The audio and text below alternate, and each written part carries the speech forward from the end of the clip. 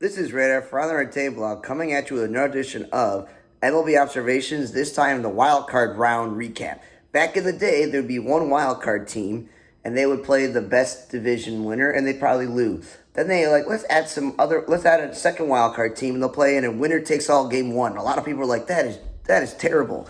Like teams like the Pirates and Reds, I would remember vividly, they would make it, and they would lose in the first game. And they'd be like, wow, I made this plus just 2-1.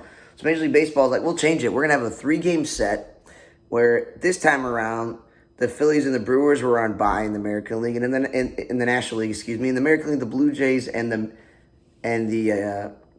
Mariners. So you had two teams on bye, and then you had the division leader like the Dodgers, who were the third division leader apparently.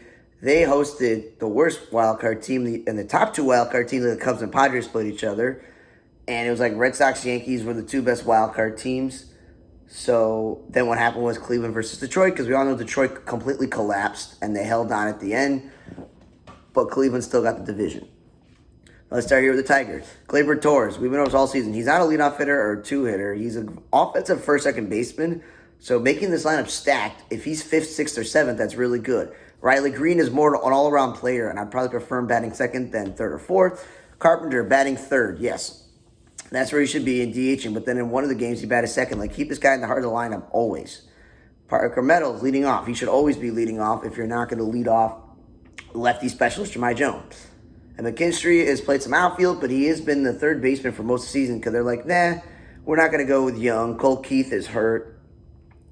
Like, okay, cool, then keep him there. Cleveland, Martinez and Schneemann have played center field, even though center fielder.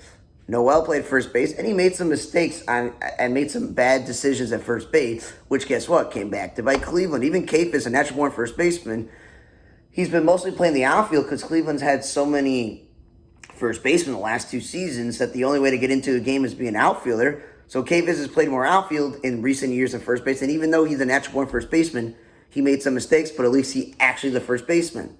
Junis pitched out a bullpen when he was starter, and then Cantanillo in a winner-go-home game, take it all, winner take all game. He pitched out a bullpen for Ciccone, so that's fine. The issue I had with Cleveland is this. You cut Carlos Santana, even though he's one of the most sure-handed first basemen in the league. You're DHing Kyle Manzardo instead of playing him at first base, and you know David Fry can't play the field, and he got hit in the face, but you could have DH'd someone else and let Manzardo play first base, or kept Carlos Santana, because look what happened. First base was a mistake for you guys. San Diego. Before I go San Cleveland, at least they kind of corrected it, and they played these young center fielders in the outfield, so at least they learned their mistake there. Padres. Tatis leading off, Merrill and cleanup.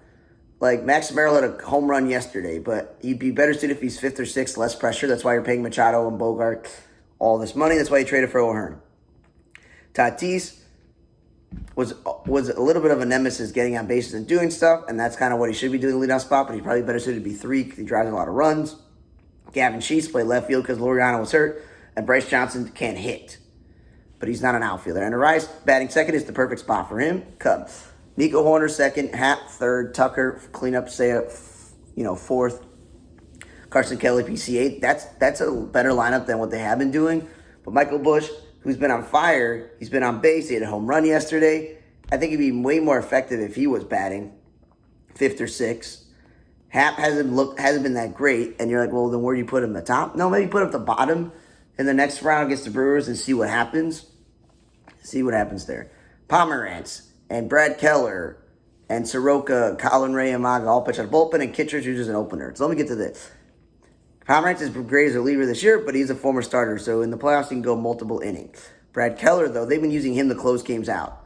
What was the point of trading for Kittredge and Rogers and Palencia was a closer if they're not going to use them? You're going to use Keller, who was a failed, let's say. Yeah, the Royals literally went from he was a useful starting pitcher to being cut from the rotation and put in the bullpen, and then he bounced around even on the sorry White Sox for a bit, my team.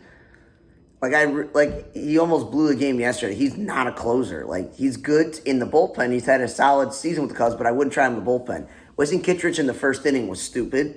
And then in Managa and Colin Ray, both pitching in game 2. I think you should have just started Colin Ray. If you weren't going to start what's his name, Cade Horton or Porter Hodge, whichever of those young Cubs pitcher that's been really good as this season. If you weren't going to start one of them in game 2 or have him be the bulk guy and go from innings 2 through 6, let's say, or 7, then why you just didn't start Imanaga in the first inning? Imagine if Imanaga had his normal routine and he started the first 3-4 innings and used Kittredge to close out a game. That would have made more sense. Or Colin Ray. Like, going Boyd and Colin Ray is not scary versus a Padres team that had Pivetta, Michael King, Cease, and Yu Darvish, but it would have made more sense. Savali and Soroka, they got them as, acquisitions, but if they're not going to start them, I don't really know how good Soroka is as a reliever. He wasn't good as a White Sox reliever. Red Sox, Trevor Story batting second when he should be protecting Bregman. I've been saying this. Bregman needed protection in the lineup. Nathaniel Lowe was a good pickup by them, but, yeah.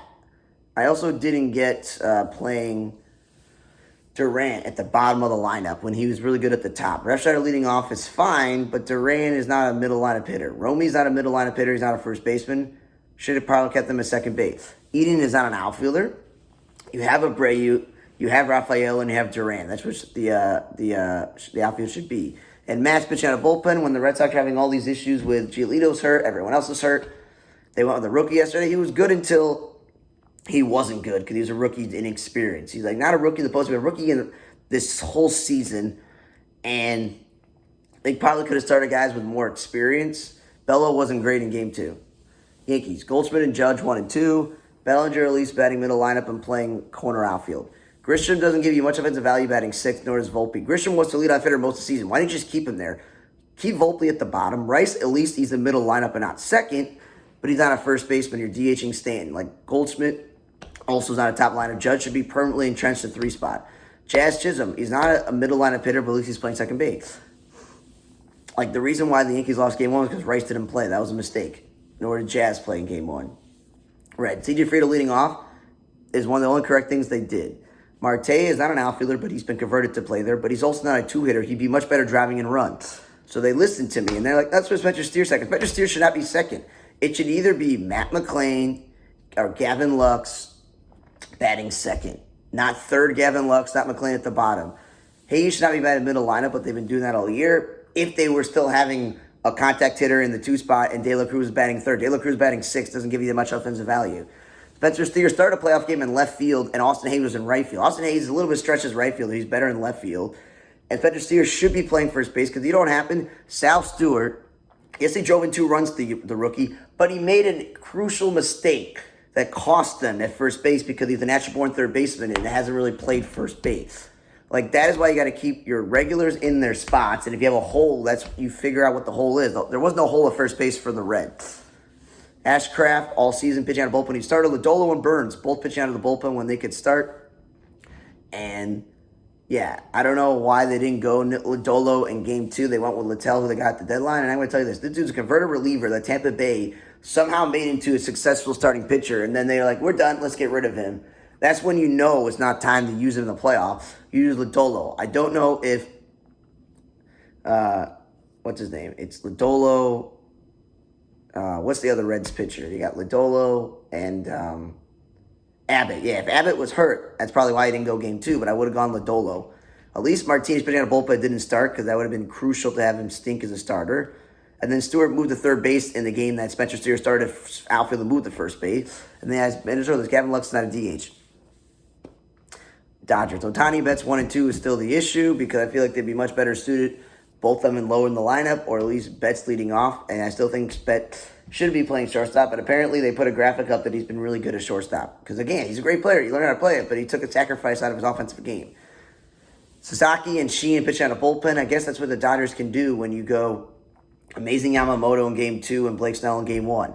The next starter up would probably be Tyler Glasnow. And again, that's a really good choice. Thanks again for listening to another edition of MLB Observations from the wild card round of the 2025 regular season. Now we're in the playoffs.